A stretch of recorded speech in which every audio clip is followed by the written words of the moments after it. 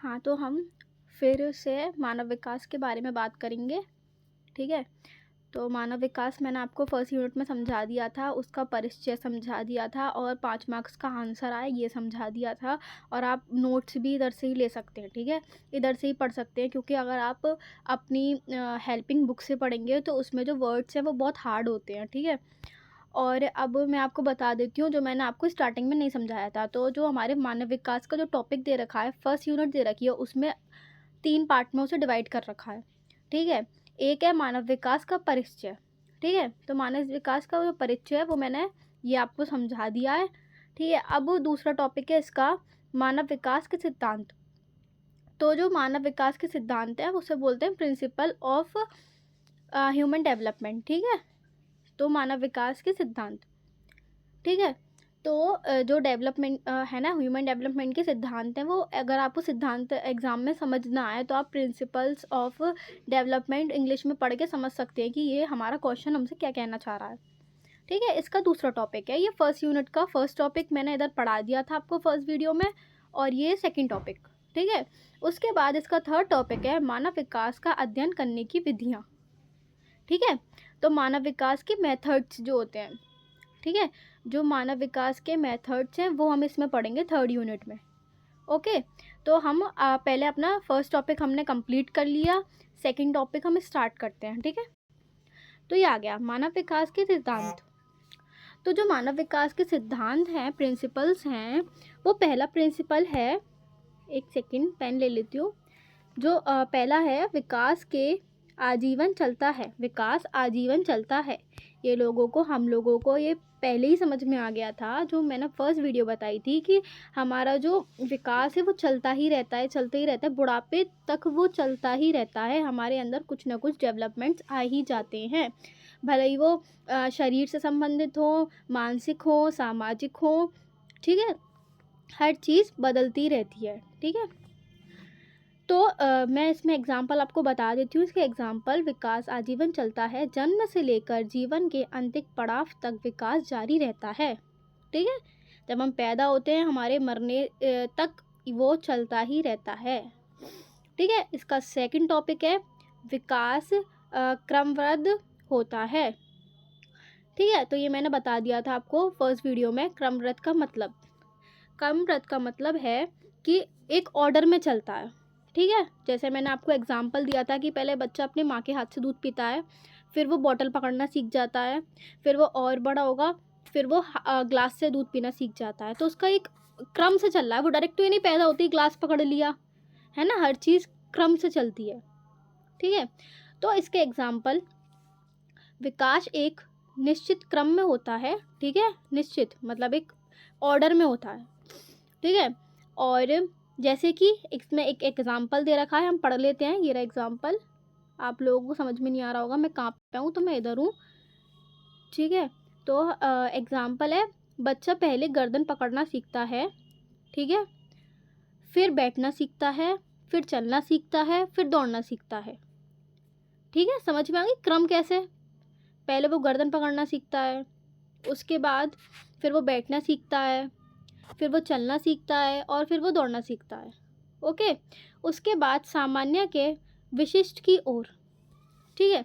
अब आपको इस सब समझ में नहीं आ रहा होगा, सामान्य से विशिष्ट की ओर का मतलब क्या है। तो एक सामान्य मतलब नॉर्मल, समझ में आ रहा है, सामान्य एक सा, ठीक है, नॉर्मल समझ में आ रहा है। सामान्य से विशिष्ट मतलब खास की ओर, खास की ओर। जैसे जब बच्चा पैदा होता है तो वो बोलना नहीं सीखता, और जब वो मम्मा या पापा कहना सीखता है तो वो एक यूनिक चीज़ हो जाती है हम लोगों के लिए, खास चीज़ हो जाती है। या फिर कोई बच्चा क्रिकेट खेलना सीख गया तो माँ बाप या फिर समाज देखेगी, अरे ये तो क्रिकेट खेलना सीख गया।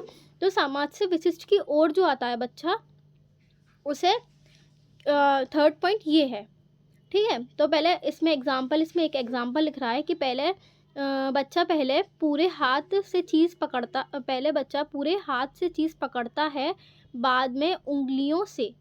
तो इसमें बता दिया मैंने कि जब कि बच्चा पहले हाथ से पकड़ने की चीज़ कोशिश करता है तो वो आ नहीं पाती, है ना। तो जब वो हाथ से लेगा, हाथ से पकड़ लेगा, उंगलियां भी वो यूज़ करेगा, तो ये बहुत मतलब बहुत वो ऐसी बात हो जाएगी माँ बाप के लिए कि हाँ, हमारे बच्चे ने कुछ नया सीखा, तो वो सामान्य से विशिष्ट की ओर आ जाता है बच्चा। ठीक है, विकास निरंतरण होता है। ठीक है, निरंतरण है मतलब निरंतर का मतलब मैं बता देती हूँ। इसमें निरंतर का मतलब है लगातार, बिना रुके, लगातारी। ठीक है, विकास अचानक नहीं होता बल्कि धीरे धीरे निरंतर चलता रहता है, लगातार चलता रहता है विकास। उसके बाद आता है आनुवंशिकता और पर्यावरण दोनों का प्रभाव। ठीक है, तो मैं बता देती हूँ, मैं पेन यूज़ करके बता देती हूँ मैं कहाँ पे हूँ। आनुवंशिकता और पर्यावरण दोनों का प्रभाव। तो ये मैं ना आपको ये पहले ही समझा दिया था अपनी तरफ से ही। मैंने ये बुक ये तो टॉपिक देखा भी नहीं था, लेकिन मैंने आपको पहले ही बता दिया था। मैं इसे इरेज कर देती हूँ। तो इसका है आनुवंशिकता और पर्यावरण दोनों का प्रभाव, मतलब माता पिता के गुण आते हैं। मैंने बताया था कि जब पापा का स्पर्म और मम्मी के एग्स मिलते हैं तो जिससे हम बनते हैं, उसके बाद उन दोनों की चीज़ें मिलती हैं तो उन दोनों के गुण हमारे अंदर आ जाते हैं। ठीक है, और जो हम स्कूल में सीख रहे हैं अपने चाचा ताऊ उनके साथ अपने परिवार से सीख रहे हैं, समाज जिस हम समाज में रह रहे हैं उससे का प्रभाव मिलकर व्यक्तित्व बनाते हैं। मतलब जब हम सब चीज़ें सीखेंगे, किसी से हम कुछ सीख रहे हैं, किसी से हम कुछ सीखते हैं, जब तो हम एक अच्छे व्यक्ति बनते हैं, या फिर हम बुरों के साथ रहेंगे तो हम बुरे व्यक्ति बनेंगे। तो इसमें वो मतलब है। ठीक है, ये हमारे 5 पॉइंट कंप्लीट हो गए।